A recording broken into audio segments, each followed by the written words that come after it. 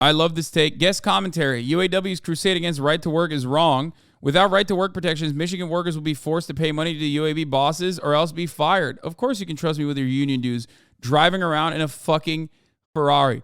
Now, never forget, I've been scolded by Alex Press on this many, many years ago, but this is actually really funny take.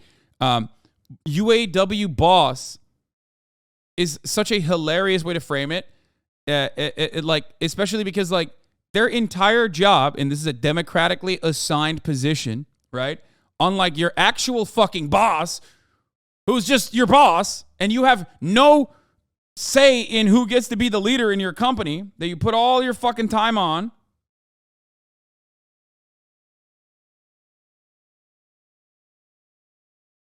Okay? The union leadership, one, makes very close to the amount that like their workers make. That's number one. If the rank and file have a problem with that, they can actually take it up with the union and change it. Number two. Number three, their entire role revolves around trying to get the bosses, the actual bosses in the fucking company, to give more money to the workers so they do deserve their salaries. Okay? But like, it's hilarious to think that the UAW boss, the UAW leader, is like caked up. And you know, the poor CEO of the factory is not.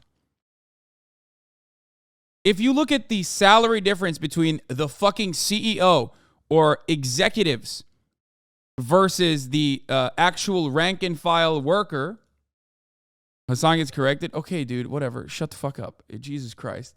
Enough. It's been like 3 years. Calm down. Can you talk about the Willow Project, please? I'm going to talk about it. Calm down.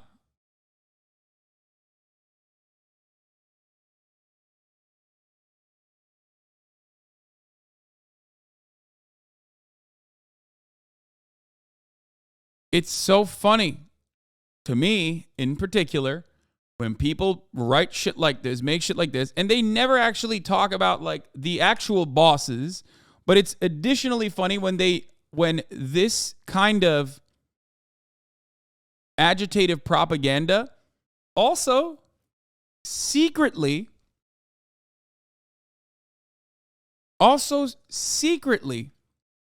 reveals the truth that they know as well, that bosses are bad. Like, having a boss is an unjustifiable hierarchy. Having a boss is quite literally just not a good thing.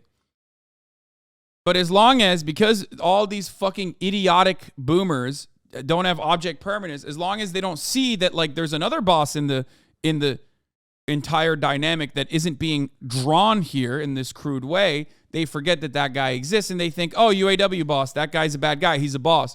Okay. If you have an issue with bosses, well, where's your fucking issue with the actual boss in the workplace? And if you have an issue with the actual boss in the workplace, how do you deal with it? Perhaps the only way to deal with it, and the most effective way, unfortunately, currently, to deal with it is, by unionizing. Collective bargaining.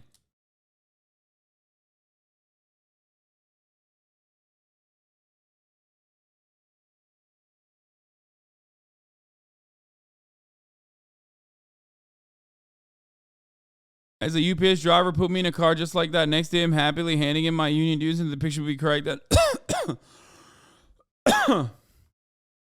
Yeah, I talked about Eden Night yesterday.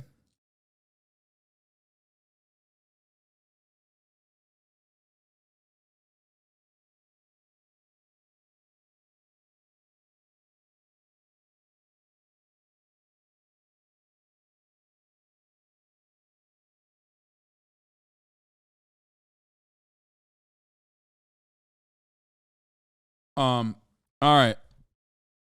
Can you explain why conservatives are so against unions? It seems to help everyone. Genuinely thanks. Genuinely curious. What do you mean? Because conservatives are openly dogs for capital. Democrats are also dogs to capital. They are the servile demons of capital. Okay? But Republicans openly show they openly mention that they love small business. They always say it's small business, small business, small business, when in fact they're actually defending big business, right? But they use small business as an effective way to like advocate for whatever the fuck they're advocating for to make it seem more palatable. But they actually are just defending big businesses. They're defending business across the board. And unions are bad for business. Why are they bad for business? Because they do something that takes away from the profit margins. They take a share, a greater share of the profits that their workers are creating and give it back to the workers in the form of benefits, in the form of time off. They make demands.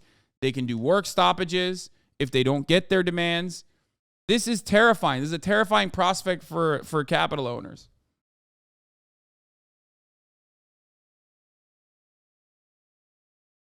That's it. That's the main point here. That's the short and sweet of it.